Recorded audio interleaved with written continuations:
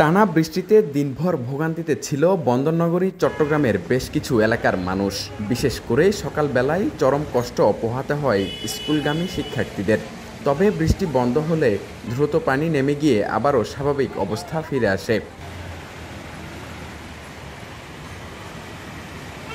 আবহাওয়া অফিস জানিয়েছে, মৌসুমি বায়ু সক্রিয় থাকায় সারা দেশে থেমে থেমে এই বৃষ্টি হচ্ছে। 24 ঘন্টায় চট্টগ্রামে 153.6 মিলিমিটার বৃষ্টিপাত রেকর্ড করা হয়।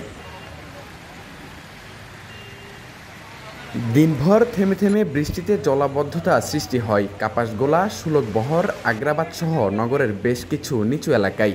সড়কে জমে যায় হাঁটু সমান পানি, এতে ব্যাহত হয় গাড়ি চলাচল।